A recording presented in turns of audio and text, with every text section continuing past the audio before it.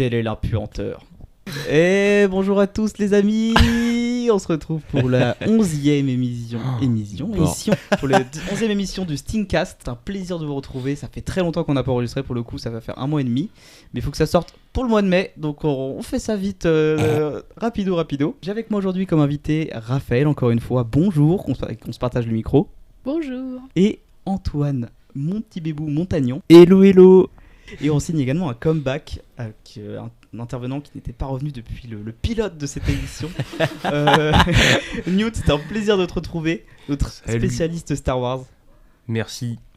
T'es content de revenir ou tu te as le couteau sous la gorge? Je suis ravi. Est-ce qu'il est content de revenir pour ce film-là? On verra tout à l'heure. Oui, parce que du coup, notre feuille de route de cette émission, on va faire comme d'habitude nos petites actualités, les news, et on va aussi parler, ce sera le principal axe sera sur The Mandalorian and Grogu, qui est sorti du coup il y a 10 jours, il y a 9 jours, le 20 mai dernier. On a eu le temps de chacun de se faire son avis, on l'a tous vu autour de cette table, et on va également parler un petit peu de séries et de jeux vidéo si on a des choses à dire. Voilà, je vous propose d'enquiller directement avec le Comment ça farte sur qu'est-ce que vous avez fait de beau ces dernières semaines. Et Antoine, tu vas découvrir le principe. Parce que les deux s'appellent Antoine, donc pour rappel, ne soyez pas confus. Comment va L'émission a commencé. Moi, je veux commencer. Alors, en série, j'ai commencé à regarder la première saison de From, une série décrite comme horreur en cours depuis 2022. La 4e saison est en cours actuellement.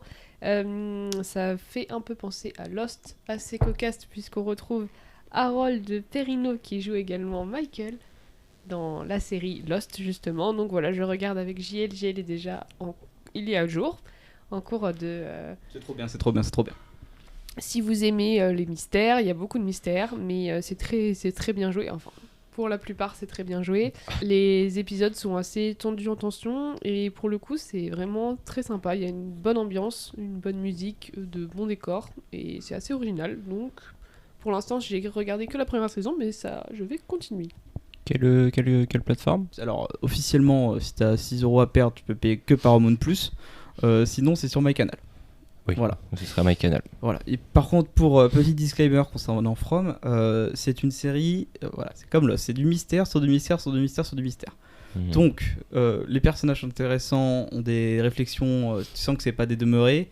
Par contre, tu sens que l'intrigue tourne au ralenti, qu'ils ne se communiquent pas forcément toutes les informations. Ça peut être un peu rageant pour certains. Je conseille fortement au moins de regarder le pilote de From, comme ça vous pourrez vous faire une idée. C'est pour vous expliquer le synopsis, c'est des habitants qui sont coincés dans une ville avec des créatures qui les entourent. Mais je crois qu'on l'avait présenté succinctement la dernière fois, parce que j'avais dit que la série allait revenir. Là, on en est où de From ? Là, c'est la 4e saison, et ce qui me fait dire, c'est que c'est mystère sur mystère, mais qui risque d'avoir une bonne résolution, c'est que la 5e et dernière saison est confirmée, et ils voulaient faire 5 saisons à la base, donc normalement, l'histoire sera à peu près terminée. Voilà, et oui, là on est actuellement à la moitié de la saison 4. J'ai passé d'ailleurs un très mauvais lundi, parce que normalement c'est l'épisode de From, donc je me réveille tous les matins avec mon petit épisode de From, et vu que c'était férié, il n'y a pas eu d'épisode de From, donc j'ai dû attendre 2 semaines, c'est horrible. C'est horrible. Pour parler manga, j'ai du coup plus animé. Là, je commence à regarder l'animé L'Atelier des Sorciers. Je ne sais pas si vous connaissez, mais c'est un manga du coup qui est écrit et publié depuis 2016. L'animé vient tout juste de sortir cette année en mars. Donc là, on est en cours de la première saison. Ça raconte l'histoire d'une petite fille qui rejoint un atelier de sorciers. Donc ça suit un atelier avec des enfants. Et on pourrait croire que c'est assez enfantin et que c'est très simpliste, mais en fait les graphismes sont magnifiques, l'animé aussi est génial parce que les couleurs sont super belles. Ok. Et c'est de la magie, mais c'est pas de la magie avec la baguette de manière assez classique, il y a quand même tout un truc justement autour et comment le monde a évolué autour de ça. Et c'est super intéressant, et plus on avance dans l'intrigue, plus on se dit que ça va pas juste être des enfants qui font de la magie, et que ça va aller beaucoup plus loin, donc je vous le conseille, c'est vraiment un bon bonbon, j'allais dire. Mais... L'animation apparemment est assez goldée. Est-ce que t'as commencé à regarder, Antoine, là? Non, moi c'était les carnets de l'apothicaire. Mais c'est pareil, là, l'apothicaire, les sorcières... Demandez-moi si j'ai repris. Antoine, est-ce que vous avez continué? Non. Non, mais moi non plus, j'avais pas repris les carnets de l'apothicaire, et pour le coup, l'Atelier des Sorciers, c'est vraiment très très bien. Donc, c'est Crunchyroll ou c'est... C'est Crunchyroll, tout à fait. Voilà. Là, on est sur la première saison, il y aura 13 épisodes. L'épisode 9 vient tout juste de sortir. Et des épisodes de 20 minutes. Oui, classique. Donc voilà. Ok. Je continue. En jeu vidéo, on a fini avec JL le premier Little Nightmare. Donc sorti en 2017. Je sais pas si ça vous dit quelque chose, mais c'est un tout petit bonhomme avec un kawaii jaune. Dans des grands espaces. C'est en 2D ou ça se déplace sur le côté, c'est ça? C'est ça, c'est le terme exact, c'est 2,5D. Mais c'est vraiment pour pas le connard. Mais effectivement, c'est des environnements où tu te déplaces de gauche à droite. Mais 2,5 parce que tu peux te déplacer en profondeur aussi? Même pas, non. Je crois que c'est juste quand t'as vraiment un décor 3D qui est fait autour du personnage, mais qui n'est pas utilisé. C'est trop dark. Du coup, c'est un jeu solo, c'est JL qui jouait pour moi, qui jouait pour nous, et c'était assez glauque pour le coup. C'est vraiment, l'ambiance est vraiment top. Le jeu est sombre, mais en même temps, tu vois quand même ce qui se passe, et les graphismes sont super engageants. Ils ont pas peur de leur design, et franchement, ça se joue en plus assez rapidement, donc c'était très sympa. Oui, c'est un jeu qu'on a fini en 2 heures. Donc, c'est très court. C'est très court. Et si vous connaissez un peu les jeux que je vais citer, c'est dans la continuation et dans l'évolution de classiques des jeux indépendants. Limbo, c'est sorti en 2013, même plus vieux, c'est vraiment c'est pareil, des jeux 2D et tout, et qui avait beaucoup de prix, qui étaient très peu cher sur Steam et Inside. Sur le Nintendo eShop aussi. Et oui, c'est ça, il est dessus. Et Inside, qui avait été nommé parmi les meilleurs jeux de l'année en 2016. Pareil, lui pour le coup j'avais fait en entier sur un coup de tête sur Epic Games, voilà, et c'est très bien aussi. En fait l'histoire n'est pas racontée de façon directe, tout est en toile de fond et avec les décors tu te dis mais qu'est-ce que je vois là, et c'est intéressant. Voilà, et j'ai commencé Two Point Museum. Je sais pas si vous connaissez les jeux édités par Two Point Studios, mais du coup c'est des jeux un peu de gestion, un peu rigolo, enfin un peu cocasse, étant donné que ils sortent des jeux à peu près tous les 3-4 ans. Là, on est sur Two Point Museum. Il y en aura sûrement un d'ici 2 ans. C'est des jeux de gestion qui sont très sympas. La dernière chose, je voulais parler et mettre en avant un court-métrage réalisé par un intervenant de l'émission, Valentin Spandenis, qui vient tout juste de sortir son court-métrage Oxygène, qui sera bientôt mis en ligne via un lien. Donc j'espère qu'on pourra le mettre en lien, avec l'accord de Valentin, en lien dans l'émission pour que vous puissiez le regarder. C'est son tout premier court-métrage, il a félicité son équipe, il m'a dit qu'il était en préparation du lien, donc voilà, on a hâte de voir ce que ça donne et on peut d'ores et déjà le féliciter. On l'applaudit. Et d'ailleurs, l'illustratrice de l'affiche de son film est également l'illustratrice de cette émission, donc c'est quand même magnifique. Tout à fait, Lina, qu'on applaudit également, donc voilà, on a hâte de découvrir tout ça. Que de talent dans ce podcast. Ah oui, c'est vraiment tip top. Antoine. Lequel? Montagnon, Bébou. Ok, alors, j'ai plusieurs choses aussi. Sur différents médias. Ouais. On va commencer. Petit manga. Et oui, maintenant ça va être... c'est bon, monsieur est officiellement devenu un weeber. Ouais, tout à fait. Je vais vous présenter un manga qui est un one-shot. Ça, c'est super. Moi, j'adore quand c'est des one-shots. Parce que au moins il n'y a pas 12 000 tomes et l'histoire est finie en un tome. Ok, ouais, mais il n'y a pas d'univers partagé du coup. Après il peut y avoir des spin-offs et ouais, il peut y avoir d'autres choses. Mais là en l'occurrence, je pense que c'est un one shot. Okay. Ça s'appelle Monstrophobie et c'est dessiné et écrit par Kazuki Minamoto. J'ai trouvé ça super, c'est donc un manga plutôt tranche de vie, comme on dit dans le milieu. Et en fait, ça raconte l'histoire d'un adolescent qui arrive dans un nouveau lycée, il me semble, et en gros qui se fait pas accepter par ses camarades, qui est harcelé et tout ça. Et en fait, il s'entend super bien avec un de ses professeurs qui l'adule vraiment énormément. Et donc du coup, c'est vraiment la seule personne sur laquelle il peut un peu se reposer. Sauf qu'un jour, donc ce personnage adolescent est homosexuel, et un jour il va passer à côté de une sorte de salle des profs, et en fait il va entendre son prof préféré dire un peu des saloperies homophobes. Et là en fait tout son monde va s'effondrer, il va se transformer en monstre en fait. mais il n'y a pas que lui qui voit ça, genre il a vraiment l'apparence d'un monstre, tout le monde va le voir comme ça.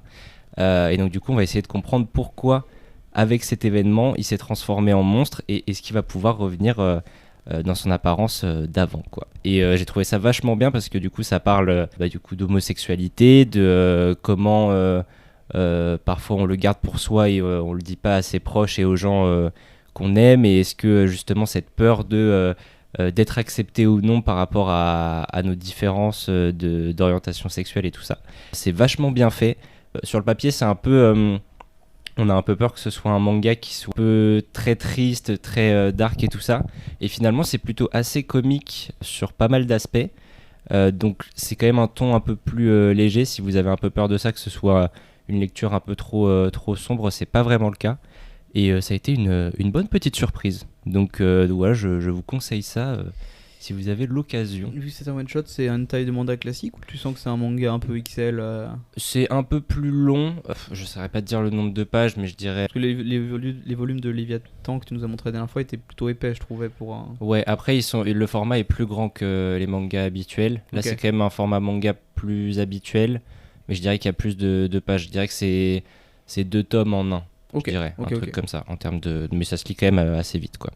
Voilà, ensuite je vais recommander une chaîne YouTube que j'adore, que j'ai découvert je dirais il y a 1-2 ans, qui s'appelle la chaîne YouTube Librairie BD16. Et en fait c'est une librairie dans le 16e arrondissement de Paris. Ok, pour l'instant je capte. Et en fait ils font plein de vidéos, je dirais une par semaine, où en fait ils font des recommandations BD, manga, comics.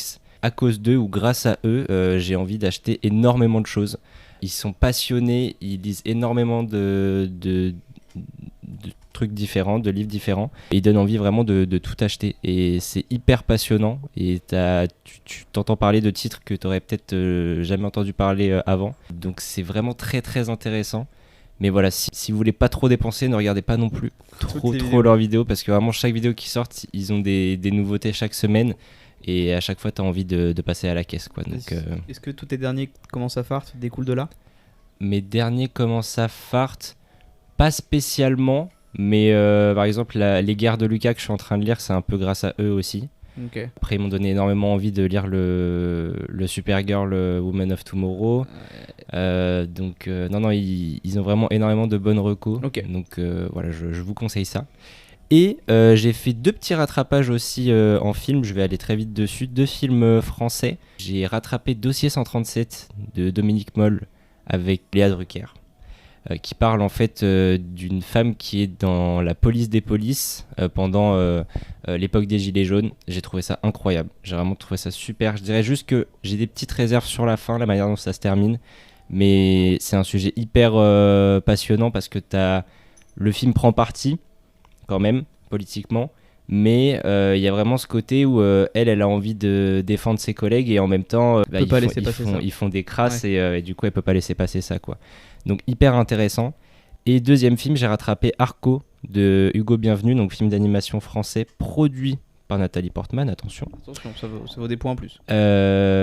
Et donc je l'avais raté au ciné, je l'ai rattrapé, j'ai trouvé ça incroyable, j'ai trouvé l'animation hyper belle et j'ai trouvé aussi le doublage français. Donc il y a pas mal d'acteurs connus, il y a Vincent Lacoste, Vincent McCain, il y a Louis Garrel aussi je crois. Enfin il y a vraiment beaucoup de super bons doubleurs, enfin comédiens de doublage. Et j'ai vraiment été emporté par l'histoire, j'ai beaucoup pleuré. Et voilà, si vous avez l'occasion de regarder ce film, c'est vraiment très très beau, très mignon, et je pense que ça va augmenter petit à petit dans mon classement des films d'animation parce que ça m'a vraiment beaucoup marqué. Voilà. Tu parles de tes dernières larmes pendant qu'on est accompagné par une musique de piano issue de l'appartement du dessus. Peut-être que vous entendrez des notes de piano. Ouais. C'est vrai que c'est beau. C'est beau. Petit côté lo-fi. Newt, est-ce que tu veux dire quelque chose ? Je peux dire un truc rapidement. Oh, vas-y. Moi j'ai découvert des trucs donc vraiment niche et sortis vraiment récemment. Donc je me suis lancé dans The Office US. C'est super sympa. Mais bon voilà, ça se passe de présentation quand même. C'est très cool. Même lancé des trucs très récents. Je me suis relancé en jeu vidéo Assassin's Creed Unity, sorti en 2014. Celui qui se passe où ? Dans quel pays celui-là ? Donc c'est en France. France. C'est très sympa. Le jeu avait été défoncé à la sortie parce qu'il était très buggé et c'était bien fait qu'il se fasse défoncer.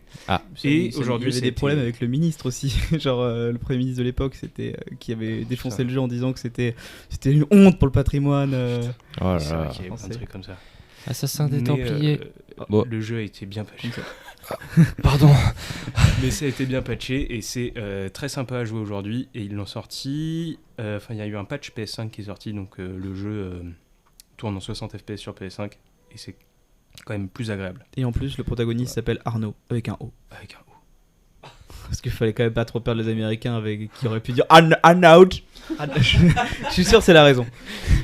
Sinon, pareil, je relance des jeux qui sont sortis il y a 12 000 ans. Red Dead 1, enfin Redemption 1. Et puis. Tes quêtes quotidiennes et sur puis, Night et of puis, the voilà, SWTOR, Star Wars The Old Republic, le MMO sorti en 2011. Donc c'est un vrai bonheur. Il y a des mises à jour. Je suis pas vraiment dans la découverte de nouveaux trucs. C'est mon défaut. T'es un mec vintage, toi. Voilà. T'inquiète pas, là, le mois prochain, quelqu'un nous parlera sûrement de 007 First Light qui vient tout juste de sortir, qui est sorti hier. Oh putain, oui, c'est James vrai. Bond. Apparemment, c'est super. Oui. Ah, Bon, ça Mathéo, a la l'air chaîne du geek. Et il est Et- geek. C'est Valentin qui va nous en parler. Oh, il pourra en parler. Ah, Pourquoi il pas l'attend en deux Non, pieds mais fermes. tu disais ce jeu. quelqu'un va nous parler de ça. Oui, il nous en parlera sûrement. Au pire, je lui ferai une bulle. Ça sort sur Switch 2, ça, James Bond Étonnamment, je crois que oui. C'est quand même une super Et oui, console. mais je crois peut-être pas en même temps que les autres consoles, mais ils ont Ouais. réussi à sortir des trucs un peu étonnants sur Switch 1 comme Indiana Jones qui était sorti il y a 2 ans. Donc ils Et, sont forts de tout. prochain Call of Duty annoncé sur Switch 2. Hein. C'est vrai. Arrête. MW4. Parce que là, alors, là, Parce non, que c'est fini. PS4, Xbox One. c'est bon. fini. Officiellement, la console C'est de bon, sortie il y a 13 ans, c'est terminé. La current gen est enfin de l'old gen. et ça sort sur PS5, série X et S et Switch 2. Annoncé officiellement Alors hier, attendez, d'ailleurs. parce que ça peut justifier un achat de Switch 2. Hein. Le Call pour of ma Duty part, Modern Warfare 4 là. Ah oui. J'ai jamais joué à un Call of chez moi. Mais, pourquoi tu commences maintenant? T'as eu des bons goûts jusqu'à présent? Bah c'est super Call of. Ça se passe en Corée du Nord. En Corée. Ah oui, j'ai vu qu'il Mm. parlait de. Putain. Enfin, en Corée, nouveau tout direct. court, Par contre, premier d'ailleurs, degré, ça c'est- m'arrive. Le mec, il justifie l'achat de la Switch 2 pour Call of. C'est Bon après catastrophique. Call of sur Switch 2, je pense que c'est horrible. Mais l'annonce qui est tombée hier, du coup, Modern Warfare 4, Mm. voilà, qui a des beaux graphismes, mais apparemment les modèles Ouais. des personnages se font critiquer. Ah, je sais pas. Je sais pas. Moi, Après, ça je me pense- paraît plus beau que. Bah, justement, je pense que comme ils ont enfin abandonné les consoles moisies là. Mais ils peuvent VO7, enfin, VO7 faire des était pas trucs sorti jolis, quoi. sur PS4, non? Si, Ah bon? là c'est le premier. Ah waouh. Je savais pas. Ils ont mis beaucoup de temps. Ça m'étonne. Eh ben écoute, quant à mon comment ça farte. Pour ce comment ça farte, je suis dans ma période Star Wars, je vis Star Wars, je pense Star Wars, je mange Star Wars grâce au menu galactique de Burger King, je bois Star Wars grâce au mug offert au sein des menus galactiques de Burger King et mes intervenants boivent dedans actuellement. Mais- Je regarde Star Wars, je lis Star Wars avec la guerre de Lucas que tu m'as présenté, que tu as évoqué juste avant Antoine. Les Et guerres. je joue les guerres de Lucas, et non pas des Lucas, qu'on déteste tous ici. Et je joue à Star Wars. Et je construis Lego Star Wars avec ma barge de Java. Voilà, pour résumer, la guerre de Lucas, que je suis en train de me lire assidûment en ce moment, qu'on m'a offert, merci belle maman, Noël dernier, que je lis seulement maintenant parce qu'Antoine m'a dit que c'était super. C'est super. C'est super, c'est sur du coup l'élaboration, les galères qu'a eu George Lucas, l'élaboration du premier Star Wars, le Nouvel Espoir sorti en 77. Mais pas que. Mais ça commence avant American Graffiti, non? Oui. Quoi, oui. Le bouquin. Oui, et c'est ça Ouais. qui est intéressant, c'est que c'est pas que centré sur Star Wars. Il parle de ses études, il parle du bonhomme, le fait que c'était quelqu'un Ouais. d'assez réservé et donc difficile à dessiner pour le dessinateur aussi. J'avais des interviews. Parce que j'ai lu un bout il y a longtemps, mais ça m'a pas trop. Enfin, j'ai un peu oublié. Est-ce qu'on parle de THX, des trucs Oui, comme ça oui. C'est ça qui fait. Au début, il est vu comme un mec un peu indépendant, qui a de bonnes idées, mais voilà, son scénario. Il déteste écrire, George Lucas. Genre, il supporte pas. Lui, ce qu'il étonnant. aime. Bah, il ouais. supporte pas, mais bon, Et on, on le apprend force à le faire. qu'il le fait quand même un peu, quoi, Oui. pour tout chapeauter. Mais le premier tome, je crois que il faut passer les 100 premières pages avant de vraiment Oui. commencer à parler de Star Wars. Je confirme. Donc c'est ça qui est Ouais. super intéressant. La 100e page, c'est qu'on voit les décors, on commence à voir les décors. Mm. Mais il y a tout le casting et tout le fait qu'il voulait vraiment pas d'Harrison Ford dans le projet aussi. Pour une idée, parce qu'il avait joué dans American Graffiti, donc il disait non, mais dommage, il fait un bon Han Solo, mais dommage qu'il ait joué dans mon film. Et sa femme lui dit ferme ta gueule, on s'en fout, pourquoi tu fais une fixette là-dessus, prends-le. Regarde Solo. Voilà, en termes de film, j'ai pas encore regardé Michael. Hihi. Voilà, je le dis, c'est mon pire hihi, normalement je l'ai fait mieux. À la base, dans cette émission, on devait faire Prada et Michael, mais finalement, Prada, on l'a vu. Tu l'as vu, Antoine? Oui. On n'avait rien à dire dessus, donc on va juste en parler. Je vais juste en parler rapidement. Ouais. Juste après le dernier enregistrement du podcast avec Raph, enfin moi je me suis revu Ready or Not, donc c'est Wedding Night Part 1, donc j'ai découvert ce film pardon. Et Sympa, on est allé voir oui c'est cool, j'en garderai pas des souvenirs mémorables mais c'est coolos. Et mais je voulais le voir pour surtout aller voir le 2 au cinéma, parce qu'il y avait Sarah Michel Gellar et finalement Avec j'étais la un fille peu d'Ant-Man. déçu. Oui, ah bah c'est une transition pour les news, mais Pardon. elle est confirmée pour Avengers Doomsday. Oui, j'ai vu ça en plus. Let's go. Ça c'est dingue. Ensuite, pour digérer après une Domino's d'un bon jeudi, avec Raph, on a regardé Voyage au centre de la Terre 2 avec Dwayne The Caillou Johnson The Big Rock.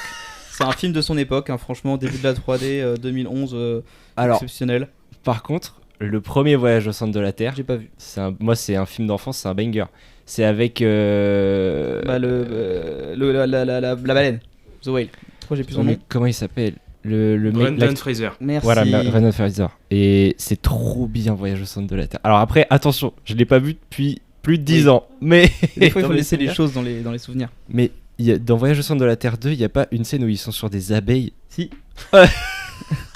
Et les pectoboom de Dwayne Johnson aussi, qui fait rebondir des fruits sur ses pecs. Et c'est avec Vanessa Hudgens qui jouait dans les High School Musical. Ah Alors, bon bien sûr, Belle elle jouait Gabriella. Voilà, elle est sexualisée au possible dans ce film, ça fait plaisir. C'est un film de son époque, comme je le disais.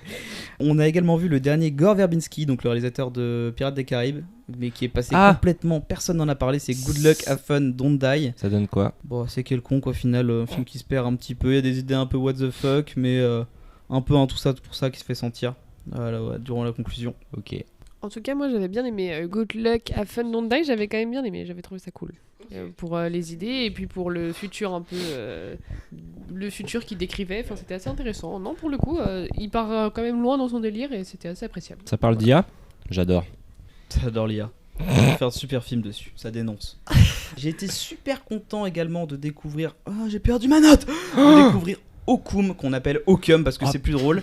Le nouveau film du réalisateur d'Auditi que j'avais énormément adoré, qu'on avait découvert au Festival de Gérardmer 2025. Un film qui m'a marqué de par son rythme et tout, mais faut pas vous attendre c'est un petit budget. Hein. Et Okum, j'ai bien aimé, mais moins qu'Auditi quand même. C'est trop bien Okum. Okum, pardon. Okum, merci. Mais c'est vraiment trop bien. Genre vraiment, je pense que de cette année, en termes de films d'horreur, c'est dans mes coups de cœur avec, alors je glisse ça là, Le Réveil de la momie. C'est trop bien Le Réveil de la momie. Alors attends, parce que j'en parle juste après, je l'ai vu aussi, et moi je suis pas tendre du tout avec Sophie. Ah pardon. Oh si, j'ai passé un petit moment sympa, mais bon.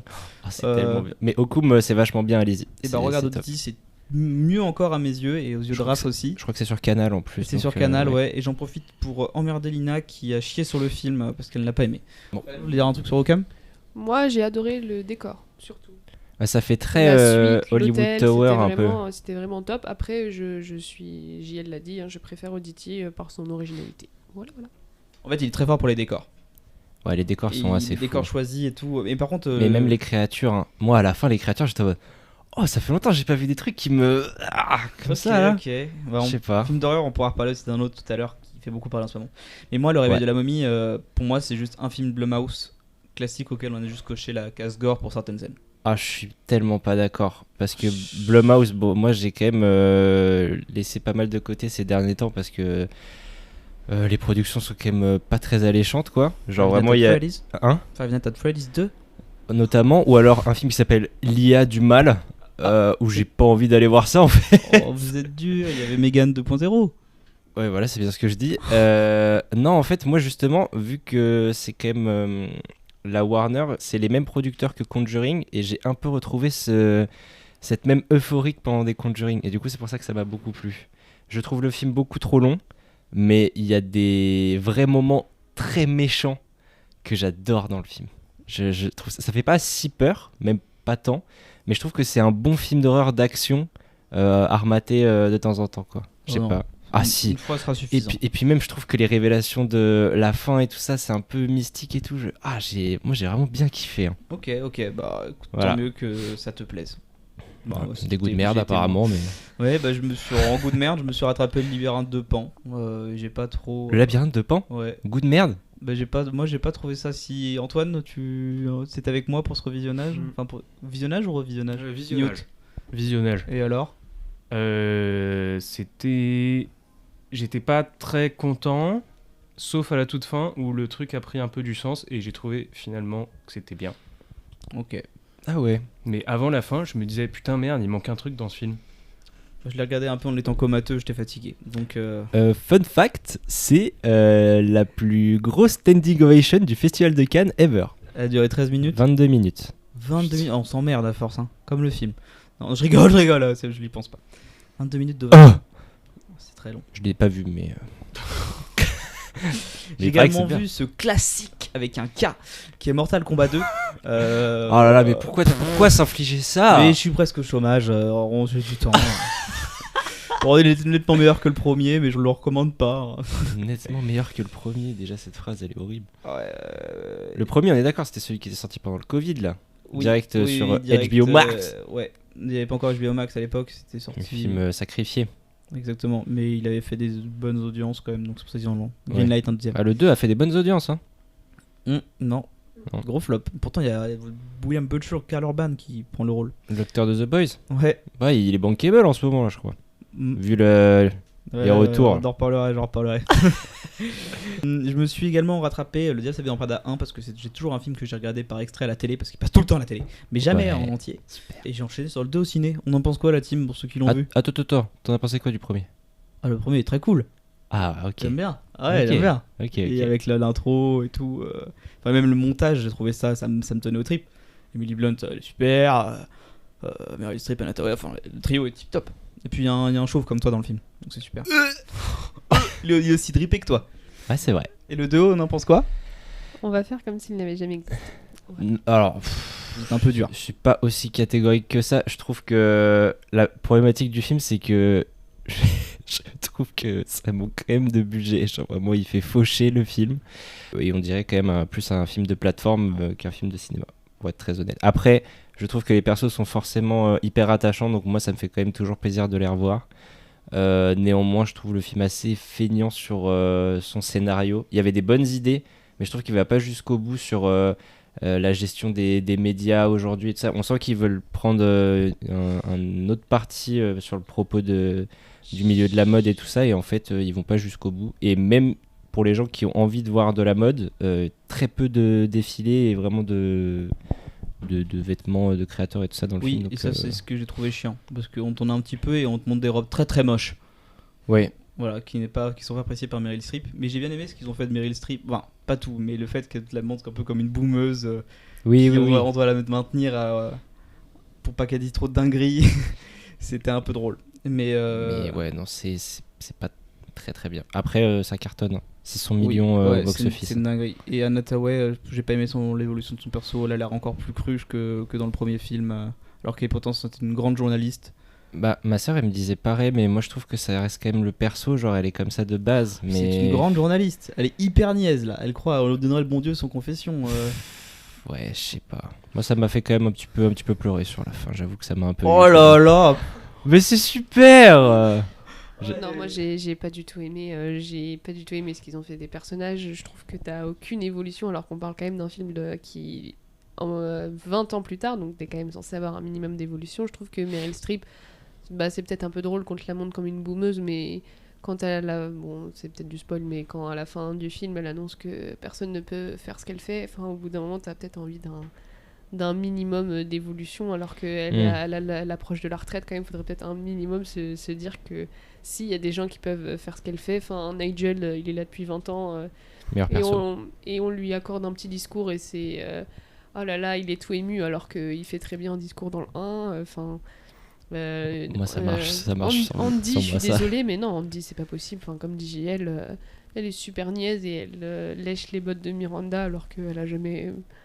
Enfin, dans le 1, elle a jamais rien. Enfin, si elle a. Enfin, je veux dire, elle l'a propulsée dans ce monde, mais je veux dire, pourquoi 20 ans plus tard, elle revient, elle se dit, ah, Miranda, elle est parfaite, et là, elle lui fait tout pour la maintenir au top. Enfin, non, il y a plein de trucs qui ne vont pas et. Enfin, les histoires d'amour aussi, pareil. Le Oui. couple de milliardaires, Ouais, non, Ah oui, ça, ça, non, mais ça, y a ça plein pue de- la merde. Bon voilà quoi, non, moi je retiendrai le 1 Mais et on en beaucoup, restera là. beaucoup trop d'hommes dans ce film, je trouve. Par contre, je vais expliquer mon propos. À quel moment on est obligé de montrer qu'il y a quelqu'un au-dessus de Miranda ? C'était déjà le cas dans le 1. Bon, on le voyait pas ? Pas beaucoup. On le voyait ? Oui. Ouais, mais là, c'est vraiment central, en mode genre, elle contrôle plus rien et tout ça. Et pareil, du coup, il y a son fils aussi qui est... Ryan de The Office, Antoine. Qui, Ouais, il est dedans. qui genre... Newt. c'est lui qui a l'avenir de l'entreprise entre les mains et tout ça.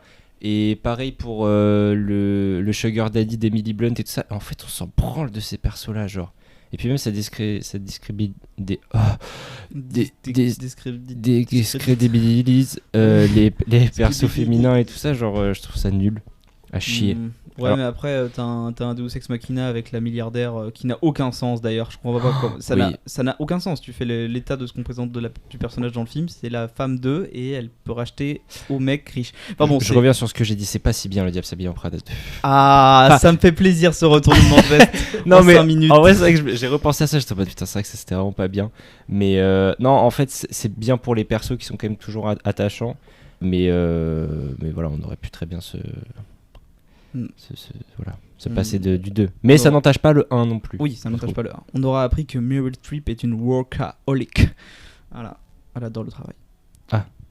Workaholic Ouais. Je sais pas comment j'arrive pas à le dire. Alcoolique. Pour terminer au niveau des films, j'ai rattrapé avec Yanis et Megan Milk and Cereal, un film found footage disponible sur YouTube et Wow. réalisé par le réalisateur qui vient de faire Obsession justement. Obsession dont on est trois à avoir vu autour de la table. On n'est pas dans la partie film, mais on peut quand même en parler et en débattre parce que je sais que on l'a laissé tout frais pour Newt et moi, qui l'avons vu hier soir, et il y a des avis partagés. Ça va se taper rapidement dessus. Antoine, qu'est-ce que t'as pensé de Obsession, toi qui n'es pas forcément qui regarde autant de films d'horreur que nous? J'ai trouvé que c'était pas mal, mais je comprends pas trop l'engouement autour du film. Je trouve que l'horreur est assez facile, assez peu subtile, dans le sens où c'est beaucoup de screamers, surtout sonores. Il y a beaucoup de gens qui ont dit « Waouh, le sound design est incroyable ». Je trouve pas vraiment, je trouve que c'est vraiment... C'est grossier, c'est un peu grossier, mais l'ambiance est cool, le propos est cool, il y a un vrai propos intéressant sur le film, et le titre prend tout son sens, et a un double sens d'ailleurs qui est vraiment intéressant, mais c'est pas un chef-d'œuvre quoi pour moi. Donc un peu déçu. Bah moi en vrai je vais rejoindre un peu Newt, je suis un peu partagé, en même temps je trouve que le film est hyper carré, il a une super belle photo, les acteurs sont super bons et c'est trop cool que des petits films indépendants d'horreur comme ça fassent autant de bruit et que ça marche autant. Je sais que là on est à combien on est à 100 millions au box-office mondial, un truc comme ça. Attendez, j'avais noté en plus. Pour un budget de 880 000 $, je crois. Même pas 1 million. J'ai vu 1 million moi, mais Ah ouais. On est à 83 millions dans le monde et 400 000 entrées en France, donc ce qui est vraiment pas mal pour un petit budget comme ça. Après, je comprends aussi pas trop l'engouement autour, genre pourquoi ce film-là en particulier? Est-ce que c'est parce que ça parle d'un sujet de société qui est un peu universel, du coup ça touche plus facilement les gens, on n'est pas dans les trucs d'exorcisme, etc. Et du coup c'est un peu plus dans le réel. Peut-être. C'est l'histoire d'amour, oui, je pense que c'est. Ouais, je pense. Je trouve peut-être ça un chouïa surcoté, mais en même temps, ça me dérange pas que ce soit ce genre de film qui fasse beaucoup de bruit et beaucoup d'entrées. Genre, au contraire, si ça peut justement ouvrir la porte à un cinéma indépendant d'horreur américain un peu elevated d'horreur ou un peu plus diversifié à petit budget comme ça, bah, why not, quoi. Ouais, ça c'est vrai. J'en Voilà. parlais avec Newt juste avant de lancer l'émission tout à l'heure. Je préfère que ce soit un film comme ça qui prenne toute la fame et qui, moi, pour le coup, m'a pas déçu du tout lors de mon visionnage, plutôt que Évanoui où là j'avais des réserves. Enfin, je vais nettement plus retenir à Obsession. Évanoui, c'était une grosse prod. C'est Warner. C'était Warner et c'était le gars qui avait quand même fait ses preuves et on lui avait laissé plus de marge de manœuvre. Il avait fait sur Disney+, Barbarian, ouais. Ou Barbare, Donc, je sais plus. Ouais, je sais plus. Enfin, c'était pas mal, mais voilà. Qui fait le prochain Resident Evil d'ailleurs. Oui, tout à fait. Qui a eu son trailer. Mais on n'a pas grand chose à en dire. Je le verrai, mais. Mais juste par rapport à Obsession, je parlais de Screamer et tout, comme quoi je trouve ça assez grossier. Ça reste infiniment mieux foutu que tout ce qu'on a vu dans les Insidious et Conjuring qui... Oula. Comment Mais ça non, mais moi j'aime bien et je trouve que l'ambiance dans Conjuring surtout est sympa. Mais dans le genre Screamer grossier, bon, on fait pas mieux quoi. Je vous permets pas de parler de James Wan comme ça. Il a fait Aquaman 1 et 2. Baise un ton. J'ai vu que le premier, c'était déjà de la merde. Mais 1 milliard quand même, box-office. oui, mais dans une période où tout allait bien, Mm. avant Covid. Non, pour revenir là-dessus, sans spoiler, la scène de la voiture, j'ai rarement autant bondi de mon siège. Alors moi aussi, je me Je- suis protégé avec mes bras. en fait, Mais c'était une évidence. Mais oui, Que ça allait c'est arriver. qui est je marrant, m'y c'est- attendais. Et oui. pourtant, genre, le son m'a terrifié. C'est la façon de le montrer aussi, parce que c'est pas totalement immédiat. Tu as le temps de un peu de Oui. revenir, même si tu le sais que ça déjà de base que ça va arriver. Mm. Et j'ai sauté, mais j'ai mis mes bras devant ma tête. Genre en mode j'étais prêt à me battre. Ah ouais, non, vraiment. Mais pour moi, c'est plus dû au son qui est sursaturé dans plein de séquences comme ça, où le machin, ça vient juste te surprendre avec un son qui bombarde, plutôt que une vraie peur de truc qui fait peur, quoi. Bah, j'ai Et l'impression c'est qu'il y a moi, un, c'est ça qui me dérange en fait dans un le peu un film. travail spatial où t'as un peu l'impression que t'as des voix qui se baladent un peu autour. Je pense que c'est ça qui est assez intéressant dans la gestion du son. C'est vrai que bon, augmenter le son et faire peur, c'est un peu putassier, mais j'ai l'impression que c'est plus le fait qu'on sait pas trop parfois d'où la voix vient et Ouais. je pense que c'est peut-être ça ça qui correspond pas à ce que tu vois dans l'image des fois. Ouais. Oui, du coup, JL, toi, t'as aimé le film. Moi, je fais partie de ceux qui ont beaucoup aimé, ouais. Mais et j'avoue que je rejoins ce que tu critiquais, Antoine. Moi, je fais partie de ceux qui ont bien aimé le travail sur le sound design et aussi, surtout, sur la façon de filmer, la façon de mettre en scène la lumière et donc tout l'éclairage, Ouais, c'est de vrai. comment on monte l'actrice et ce qui tient le film et qui l'apporte complètement, c'est aussi son actrice principale. Ouais. Qui, on te la monte dans l'ombre, on fait ressortir la pupille de ses yeux. Ah, ça c'est vrai. Et ça Il y joue a un plan comme ça qui est très sur, classe. le palier de l'entrée. Ouais, Ouais. avec ses yeux qui ressortent complètement et c'est vrai que ça, c'est pas... Enfin, ça marche bien, quoi. Alors moi j'ai franchement adoré et pourtant on s'est fait la séance la plus tardive de Châtelet, j'avais peur un peu je mettais le veto mais j'ai pas du tout dormi. Non, le franchement public était bien d'ailleurs pendant la séance. oui, il y a Moi, pas j'avais peur qu'il y ait des petits fouteurs des de merde et cassos, tout, et non, et pas en du fait, tout. très cool. même pas de téléphone allumé ou quoi que ce soit. Non, Moi ça m'a pas vraiment. dérangé. Ouais, par rapport à Bercy où on avait été emmerdé, hein. On déteste Bercy, hein. Qui lève la main? Quoi? Je rigole. Petit fun fact aussi, le réal travaille déjà sur son prochain film et ce sera un massacre à la tronçonneuse. C'est vrai? Et oui, il l'a dit parce que il l'a dit en avant-première quand je l'ai vu qu'il a présenté le film. Ah, je crois que tu l'avais Oh. interviewé, mais stylé À quand même. Bercy. Ah ouais. Voilà. Ouais, c'est pas mal, c'est stylé, hein. Trop bien. Non mais moi je fais partie de ceux qui ont bien aimé et puis même je trouve qu'il y a ouais, comme tu disais, il y a des doubles lectures qui sont intéressantes, notamment à un moment le personnage je vais pas rentrer dans les détails parce que Raphaël l'a pas encore vu mais elle raconte une histoire un peu incestueuse et ça relie directement avec la façon dont on dépeint une autre relation dans le film. Et c'est cool. Et il y a aussi les lumières, j'ai dit, et je ne sais plus ce que je voulais dire. Bon, c'est pas grave. Ah si, c'est le côté l'autre scène dans la voiture avec l'appel téléphonique qui prend Ah une oui. tournure assez différente et donc pour le coup je m'y attendais pas. Je me dis ah ouais, donc le film c'est ça aussi, donc c'est très cool. Ouais. Voilà, donc pour Obsession c'est très chouette. Bon bah, c'est un comment ça farte slash critique de film voilà, mais c'est pas grave. Ouais, c'est super. C'est super, il faut un peu de changement, il faut casser les codes. Pour continuer sur ce que j'ai regardé avant, après putain ça a duré 1 heure juste sur ce que j'ai fait. J'adore, c'est extrêmement mégomaniaque, non? Hello. Quoi? Quand t'as un Megamind. gros- Megamind. Quand t'as un gros égomaniaque? Quentin Dupieux. Mégalomane. Mégalomane, putain. Méganoman. Oh. Ah ouais, oh man. Avec Newt, on s'est refait un visionnage intégral de The Mandalorian parce qu'on se disait ça va être essentiel pour regarder le film. Voilà, on a même revu des extraits de Boba Fett. C'était super. La saison 9 de Rick et Morty a commencé. Et ouais, c'est toujours pas Oh, fini. what Et j'ai vu the l'épisode fuck. 1 hier et c'était franchement cool. C'était super. Là, vraiment, l'animation était en mode, mais attends, mais c'est ça les combats. Et vraiment, j'ai lancé le truc sans rien m'attendre. Et j'étais en mode, ok, c'est cool. Le créateur, il avait pas été viré il y a quelques années. je sais pas si c'est le créateur, mais c'est le doubleur Oui. qui faisait la voix de Rick Oh putain, et oui. de Morty. Et qu'ils ont remplacé, pour le coup, moi je vois aucune différence. Ah, Mais du coup, putain, maintenant c'est c'est deux fort. doubleurs Ah ouais différents. Mais c'est ouf, D'accord. moi je l'ai su au bout de 6 saisons que c'était le même mec qui faisait Rick et Morty. Donc, Mais c'est bien. La série Moi, j'ai dû regarder 3 ou 4 saisons. C'était bien, mais je sais pas, j'ai jamais continué. En fait, souvent t'as les épisodes de début de saison et de fin de saison qui sont très cool. Et après, c'est comme si tu regardais un épisode des Simpsons, quoi. C'est l'épisode un peu what the fuck.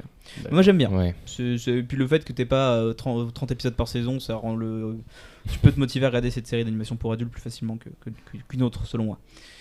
J'ai aussi découvert, bon je l'ai pas mis en partie série parce que je me suis dit j'avais pas infligé ça à mes intervenants qui n'auraient de toute façon jamais regardé l'épisode pilote de Spider Noir. Attention, Avec Nicolas Cage. Je m'y tenterai peut-être. Oh, on en parle dans le mois prochain quand tu auras commencé ou pas. Mois prochain, il faut pas me laisser de deadline. Faut pas me laisser de deadline. Petite question, vous avez vu en noir et blanc ou vous avez vu en couleur? Bon, couleur quand même, je l'ai pas me passer de la télé, je rigole, j'arrête en noir et blanc. Ah, vrai cinéphile. Mais mais ça c'est bizarre aussi parce que du coup je sais pas si la série joue mal, si Nicolas Cage est un mauvais. Moi, je sais pas si je trouve que Nicolas Cage est un bon acteur. Moi je sais pas si je l'aime Je suis bien. d'accord. T'es d'accord avec moi? Oui. Voilà. Oh, quand même, il y a beaucoup d'exemples qui montrent que c'est un bon acteur. Benjamin Gates. Alors, Benjamin Gates, 1 et 2 déjà. Ensuite, Attends, excuse-moi, c'est l'Indiana Jones The Wish. parlez pas de Benjamin Gates avec moi, c'est incroyable. National Treasure. Il y a Snake Eyes de Brian De Palma, excellent, avec un plan séquence de malade au début. Il y a Volte-Face. Non, Volte-face, c'est bien. mais Snake Eyes c'est bien, mais je trouve que c'est pas grâce à Nicolas Cage. Et Volte-Face, je trouve que c'est juste une horreur ce film.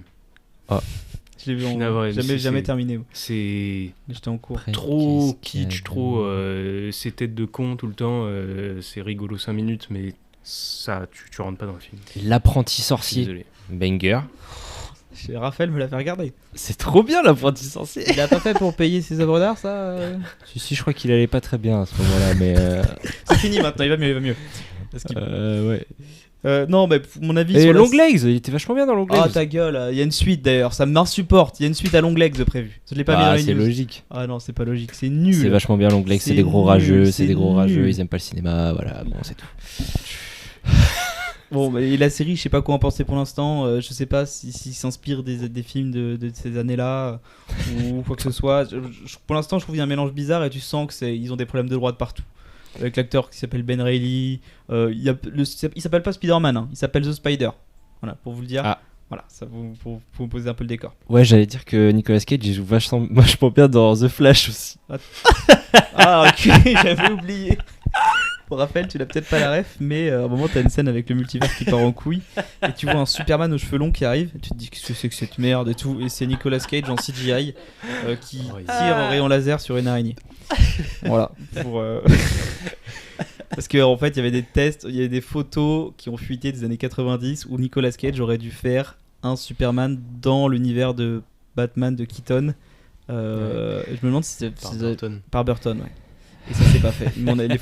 Les photos de DCH du costume avaient fuité sur internet. Excellent. Excellent. En stream, truc coolos, pas excellent, loin de là, mais à se mettre en fond pendant qu'on fait un autre truc en VF. Moi, j'ai bien aimé les 5 premiers épisodes de Stranger Things Chronique 1984. Ah, t'as regardé? Oh, c'est sorti. C'est sorti le 27 avril. Et d'ailleurs, il y a La saison 2 sort en octobre. Bien vu. Ah, quoi? Ouais. Je pense que ils ont Ah commandé oui. 20 épisodes et ils ont séparé en deux. C'est sympa. C'est coolos, franchement, et je trouve les travails de lumière et rend la chose sympathique à regarder. Et ça rappelle ce côté. Et vu que ça se passe entre la saison 2 et la saison 3, t'as ce côté un peu néon qu'il y avait dans la saison 3 que j'aime bien. C'est doublé par les. Nul. Ils vont pas t'engager Winona Ryder ou David Ouais, c'est pas Harbour faux. ou Millie Bobby Brown pour jouer une série. Et est-ce que, moi, la question que j'ai, est-ce que y a pas un peu des incohérences Je suis pas assez fan. Ah. Pour te dire. C'est tellement bien écrit. Voilà. Stranger Things. C'est vrai que la série mère n'en a aucune de base, donc. De quoi? La série mère n'en a aucune incohérence de base, donc. Oh merde, arrêtez. Jusqu'à la saison 5, c'était quand même bien. Mais c'est une petite aventure comme ça ou c'est un lien avec. Je sais pas, là où j'en suis, il y a un des petit mystères, peu- donc je pense que ce sera décorrélé vu que tu introduis un nouveau perso. Ça va faire un peu à la Star Wars, tu sais. Genre le nouveau perso est là et à la fin de la série il va partir pour faire autre chose. Je sens le bail comme ça. J'ai également terminé la série française Les Revenants dont j'avais parlé dans le précédent podcast, mais j'ai pas grand chose à en dire. C'était chouette, un peu longuet, mais on reste un peu sur sa fin, mais c'était chouette. Et il m'aura fallu seulement 9 ans, mais j'ai enfin terminé la première saison de The Punisher. Voilà. Ah. C'est vrai que j'ai commencé il y a 8 ans et demi et que j'ai terminé avant le visionnage du Special qui est sorti. Vous vouliez en parler du special? Allez, à l'heure. c'est vrai que c'est pas une série à proprement parler, donc on peut en parler maintenant. D'accord. Alors attends, que je me retrouve. Qu'est-ce que t'as pensé de la série déjà? Bah, c'est le problème de toutes les séries Netflix, c'est que c'est extrêmement long, pour rien, ça tire en longueur. Mais en tout cas, les personnages de Frank Castle, de Micro, du coup, qui est interprété par Ebon Mock-Ross, qui joue la chose et qui est dans The Bear, c'est super. D'ailleurs, c'est là où en fait ils se sont rencontrés, je pense, les deux acteurs, si je dis pas de bêtises. Depuis, ils sont inséparables, ils s'adorent. Les péripéties, les gunfights sont cool quand il y en a, et les scènes de corps à corps sont. Surtout celle du pilote est très violent et très cool. C'est chouette. Mais j'ai pas encore. Je me regarderai la saison 2. Ouais, bah, la saison 2, justement là-dedans, là dans les scènes de baston et tout, moi j'ai une scène dont je me rappelle bien dans la saison 2, dans un bar, qui est très très cool. Ah ouais. Ouais. Ça, Après, il y a plein de défauts dans la 2. Le méchant, ça marche pas. Mais je trouve que c'est sympa quand même. Mais il y a ce côté dans le personnage de Punisher qui est extrêmement frustrant et dans le moyen métrage, donc Punisher One Last Kill qui est sorti il y a 2-3 semaines là, ne fait pas des défauts, enfin n'y échappe pas, c'est que on ne voit jamais vraiment le Punisher. C'est le Punisher sous planque, c'est le Punisher qui s'assume plus, c'est à chaque fois c'est une réintroduction sans cesse du personnage. Ouais, ça c'est pénible. Et j'imagine que la saison 2 ça va être pareil plus ou moins. La saison 2 c'est ça. Daredevil c'était ça aussi. Ouais, Mais ça va être pareil dans Spider-Man aussi. En fait, bah non, justement, je pense que là je pense qu'il est introduit en tant que Punisher. Punisher actif. Spider-Man. Ouais, mais dans Spider-Man, il va être quand même largement moins violent, quoi. Ah oui, donc ça, c'est je trouve sûr, que ça oui. va être encore un autre. Je suis même pas sûr qu'on le voit buter quelqu'un, réussir à buter quelqu'un. Ouais, mais tu vois, ça c'est quand même super bizarre de dire on prend ce perso-là pour au final mettre à 50% de ses capacités. S'il se tape contre un Hulk, alors on signe. Mais il y a pas combat. Non. Mais s'il a le symbiote, alors. Oh là là, que des trucs qui me rassurent Que des pas. trucs de fanservice, je sais. Non, t'en as pensé quoi de ce spécial, toi, Antoine? Newt, faut que j'arrête de dire Antoine. Newt. Du coup, toute la partie, c'est une loque, il a les cheveux longs et une barbe. Bah, c'est du vu et revu, donc ça fait un peu chier. L'intro est un peu longue, du coup, pour qu'on arrive enfin à la partie grosse bagarre. John Et Wick. la partie grosse bagarre, exactement, c'est John Wickesque. C'est plutôt bien filmé, c'est sympa. Il y a un plan en 3D absolument immonde, mais à part ça, Oui. j'ai fait vu polémique. ça, franchement. Mais ce plan est horrible. Où Oui. il se casse la gueule et Sur de l'aluminium, enfin sur un truc en tôle. C'est quelque chose. Mais c'est qu'un petit plan et le reste est très sympathique. Mais voilà, Ouais, j'ai vu et... c'est grandement dispensable. Oui. Et comme je disais, ça sert de réintroduction. Et franchement, c'est la même fin que la saison 2 du Punisher, du coup, Il met Et c'est la même fin la tête que- de mort. que dans Daredevil. Donc en fait, ça sert à rien parce qu'on est au même stade qu'à la fin de Daredevil. Je sais pas ce qui s'est passé du coup entre Daredevil et là, parce que dans Ça Daredevil, on est d'accord que Tu parles de Daredevil Born Netflix Again, ou Born Disney? Again, Ok, Born ouais. Again, ouais. Et c'est vrai que Où ça il passe. est tout rasé, il a sa tenue et il revient en mode ah, c'est moi le Punisher, je casse des bouches et voilà. Et là on revient où il est cheveux longs, barbe et il redevient encore Punisher en tenue et tout et ça fait que des allers-retours ce Bah, personnage. peut-être Tu pas me sûr. disais Jean-Louis qu'ils savent pas quoi faire de ce mec et franchement bah ouais. Ouais, j'avais On dit, sait pas, quoi. j'avais dit à Newt qu'apparemment en interne, même chez Marvel, ils savent pas trop comment gérer le perso. Et c'est vrai que même politiquement parlant, Punisher, c'est quelque chose qui a vraiment beaucoup de poids aux Ouais. États-Unis, où c'est un peu touchy de trop lui faire de trucs ou de le montrer trop comme un entre guillemets héros, même s'il a jamais été pensé et écrit comme être un vrai super-héros, Punisher, parce qu'il y a vraiment de cette ce qu'on voit dans Born Again, c'est un vrai truc, le côté flic Ouais. qui sont eux-mêmes les propres justiciers qui butent des gens. Et là, dans le téléfilm, il y a un plan où il vient écraser la tête d'un mec avec son genou. Oui. Ça fait complètement rappel à George la Floyd. mort de George Floyd et tout. Et je trouve ça hyper bizarre de faire un plan comme ça, de nous dire ce mec-là, c'est le héros de notre film.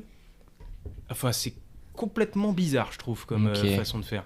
Et ça m'étonnerait que personne dans l'équipe se soit dit c'est tendancieux de faire un plan comme ça. Moi, ce on en parlait et ça revient avec les 20 minutes un peu kiffantes du film où il est en carnage et il défonce tout le temps tout le monde dans les rues de New York.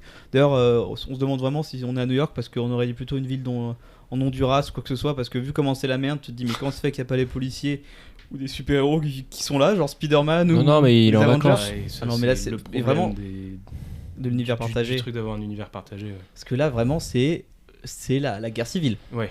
dans New York, alors que c'est une journée classique. Hein. C'est terrible. Je- Ça fait American Nightmare. Les chiens se font buter. Il y a une scène où il y a un chien qui est buté. En mode, en mode, qu'est-ce qu'ils font? Et voilà. Non, mais il y a c'est- personne à New York, c'est pour ça. Il y a Puis les- Spider-Man, il y a il est les dans News- le, les il est News dans le Queens, Avengers. donc c'est un peu plus Là, loin. c'est ce qu'on se disait. It's not my C'est- il neighborhood. sort de son quartier. Ah non, je peux pas. Là, c'est le mauvais trottoir. Puis Daredevil, il est à Hell's Kitchen, donc Ouais. c'est Ouais. c'est pas à côté non plus. C'est pas Quoi. ma juridiction, je ne peux pas. le dire. Je doute pas. Non, mais oui, c'est le petit problème. Problème. Et ça m'a laissé rêver d'avoir un film, par contre, Punisher, peut-être, réalisé par Chad Stahelski un jour. Donc les mecs qui a fait C'est John vrai Wick. que ça marcherait bien. Ça pourrait être cool. Pff, ça ne se fera jamais. Je Ah, pense. pourquoi pas, on peut rêver.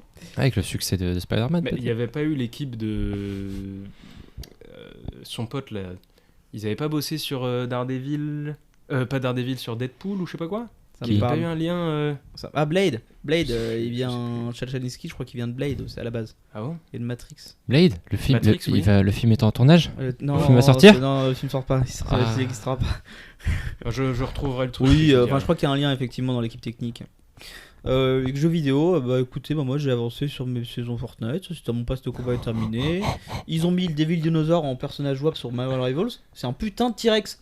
C'est super. Ok. Tu défonces la frontline, tu niques les soigneurs, là, le Jeff le requin, tu le défonces. Et oui, désolé. Le réalisateur de Deadpool 2, c'est David Leitch qui Oui. a réalisé. Qui a co-réalisé John Wick 1 quand même. Ah, c'est lui qui a fait. Et qui a fait fait Bullet The Train. Fall Guy, Bullet Non, non, Train. non. Il a fait Twin Peaks aussi. Ah oui, David Leitch. Ah putain. Drôle. C'est pas le même. David Leitch, comment tu l'écris? Leitch.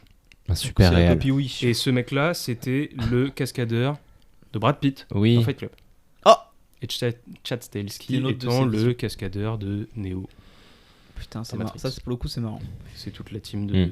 Enfin, après, Et il aurait... c'est vraiment les cascadeurs qui sont devenus réalisateurs et ça je trouve ça très cool Ouais. parce qu'il n'y a pas beaucoup d'exemples. Et tout ça, c'est la même boîte de production qui avait fait Nobody.